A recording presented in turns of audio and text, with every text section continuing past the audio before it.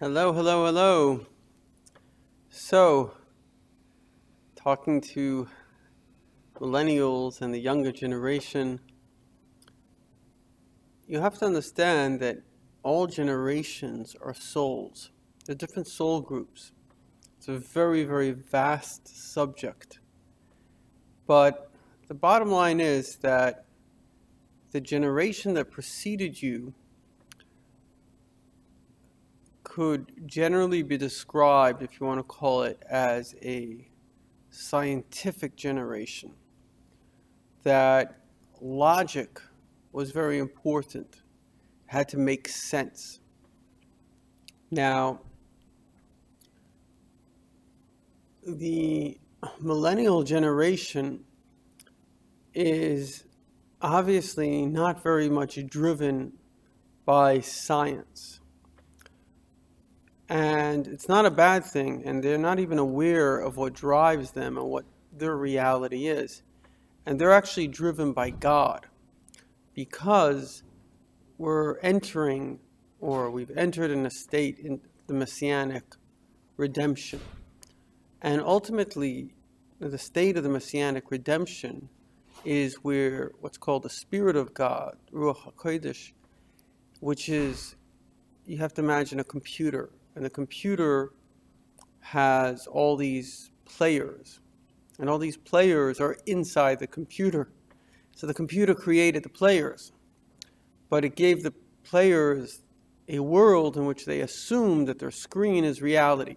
So they may or may not be aware of the computer. In fact, their primary awareness, their kind of tactile functioning, is the actual reality that they're in. So this is one of the famous principles that it says, Eini doimer ria lishmiya. You can't compare hearing something and seeing something. If you see something, nobody can convince you that you didn't see it. If you hear something, then somebody can tell you that that was actually not true. So it may be the same scenario. Let's say you see a shooting star. So somebody says, and you trust the person, and the person says, I saw a shooting star. But then someone else comes along and he says, no, can't be. That person was with me at that time. So now you have a doubt. So you see the difference between seeing and hearing is tremendous. And the same thing is, you can have multiple realities. You can have multiple beliefs. Certain things can be more embedded and more real to you than other things. So this is very important. This is a concept that's called Das Tachtoin and Das Elyon. Das Tachtoin is what God made, the perspective of a being in the Tachtoin on earth.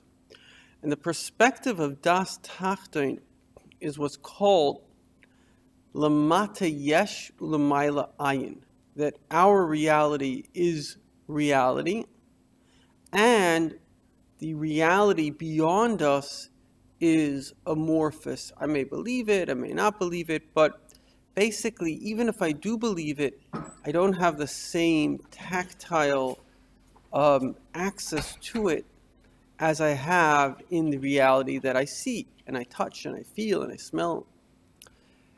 But the truth of the matter is there's an entirely different reality which says the exact reverse. It says, Lamaila yesh lamata ayin, that above, so there's a reality, in fact, above our universe. Our whole universe, as big as it is actually just like a dot compared to the spiritual universe above us that creates our universe. It's like, think for a moment, the screen that you have, or even that you're watching right now, it's just like a dot relative to all the information that the computer has, never mind that it can have. Particularly if you're talking about infinity relative to the finite, it's like an insignificant dot relative, and there are actually 4 universes, and each universe is a dot relative to the universe above that, and all of that is like an insignificant dot relative to the infinite creator. But be that as it may, so if you are, like I know a little bit of programming, so to one person, let's say Microsoft Word seems like a big deal, it's a spreadsheet and all this kind of stuff, and yet to a programmer it's just lines of code. I can change it at will. If I'm a hacker, I could go into your computer and I could just change everything that exists in there in a second. And so, is it real? Well, it depends from your perspective. From the perspective of the consumer that doesn't know another reality, sure, it's real. I mean, it's an interesting thing in general to think about, which is our society real? Is it stable? And the answer is, as long as the laws that created it are there. So wealth is a good example. There's a lot of stupidity about what they call socialism, as if it's didn't destroy millions and hundreds of millions of lives in communist Russia. I mean, I once asked this Holocaust survivor, they made a movie about her, Big Sonia. So, what's your message? So the first thing she said is read history. To try to reinvent the stupidest ideas that humanity ever did is really quite remarkable. And a lot of the reason people have these bad ideas, they're just following malicious people. And the malicious people basically are jealous. And they're suffering from low self-esteem, and they have narcissistic personality disorder. And so therefore they come up with these ideas, which are really just about, like Obama, it was all about the destruction of good people because he's jealous. In the narcissist's mind, they are the best person that ever existed. And anyone else is stepping on their rainbow. This is like a starlet. Let's say she has the best, part in the movie, so she's very proud of it. Somebody else comes and they get a better part. So the person that would have just a minor role wouldn't be jealous, but the person that has a major role feels you're stepping on my reality. And in fact, reality is just in your head. Where is reality? Everything you know has just been inputted into your brain. If it wasn't inputted into your brain, you wouldn't know. People never thought that there was more than just like our galaxy. They didn't realize that an entire star that we see may contain 100 billion stars, each star having many planets, having many moons. They didn't know that. And so they thought that the one, you look outside, there's only one galaxy. Everything's part of one, but yet our galaxy is just one of 100 billion galaxies. And so that information comes into the mind. And the thing is that if the ego then assumes I am the greatest that exists, so anything that steps, even God, is a competition to me. That's what God says, that somebody says that they have an ego, then God says that I and he can't be together because there's no space, because you're the greatest, so you don't have room for anything that's great, because you have to be the greatest. But getting back to the subject at hand, so when you have a perspective from above, you realize that this is all just a code.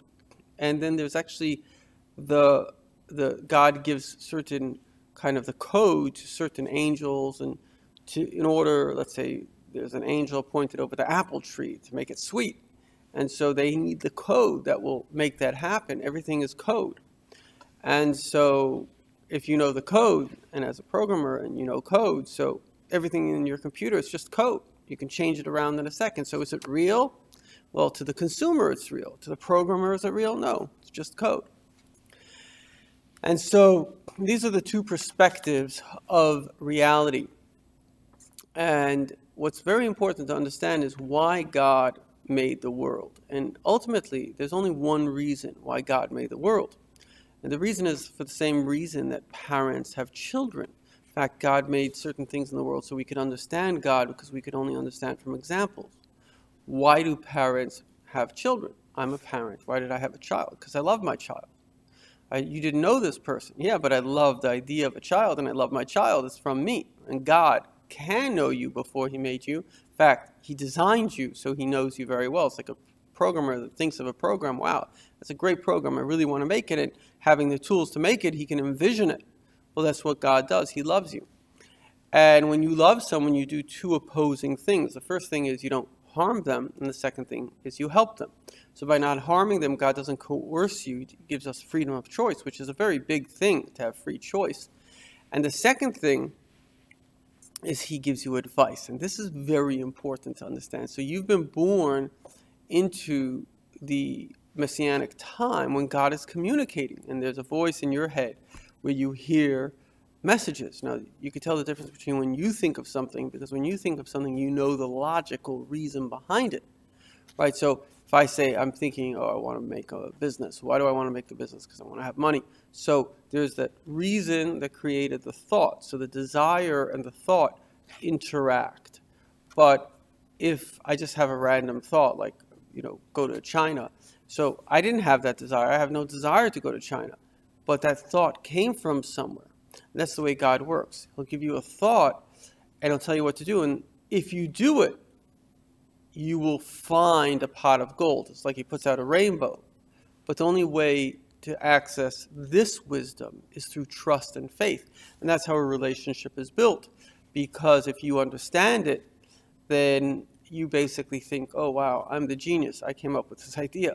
But if God gives you an idea and trial and error, you realize, well, my life is not going so great. Let me just try to listen to God. And then suddenly it works. So this God becomes a helper. He doesn't take away your free choice. You still have you and the things that you think are good. And then you still have this advice from God. And as you begin to realize that God's advice is good, so you start to take in more and more of God's advice.